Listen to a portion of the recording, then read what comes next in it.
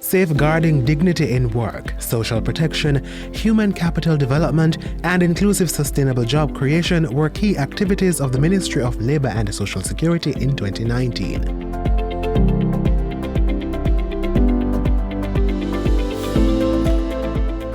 The Labour portfolio opened the calendar year by securing employment in Canada for 296 farm workers. 100 more would find their way to the North American country under the Seasonal Agricultural Workers Program.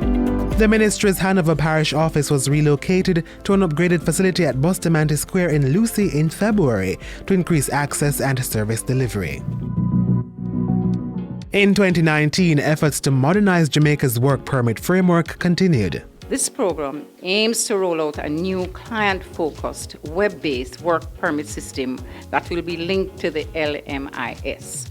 It is envisioned that this system will, inter alia, provide a local skills bank vis-a-vis the importation of skilled workers. A memorandum of understanding was signed in February with the Montego University College to coordinate the dissemination of labor market intelligence, increase career development, and populate a skills bank with certified persons.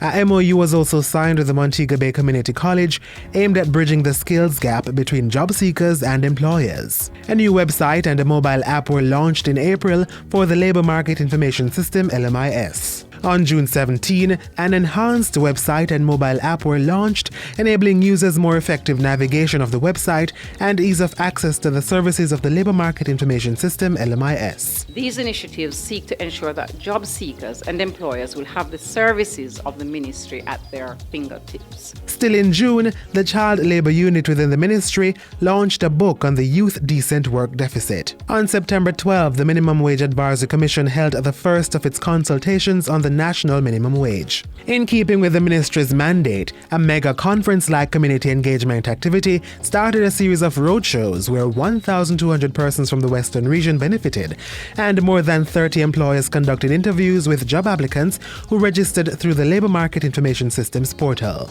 A second roadshow was held in October, and a third in Port Maria, St. Mary on November 27.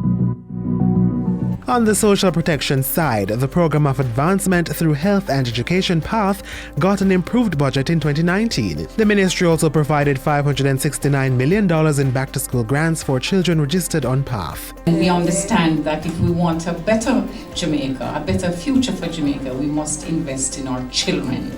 And that is why this is so important. Her ministry also continued to advance the social and economic inclusion of persons with disabilities. Consultations were held on the Code of Practices for Employment, which were developed in accordance with the Disabilities Act and in preparation for its implementation. 80 children with disabilities received assistive aids such as wheelchairs, walkers, and hearing aids with the help of the World Bank and the Japanese Embassy. During Child Month, the Glen Hope Nursery and Place of Safety was supplied with safety items such as mosquito nets and toiletries.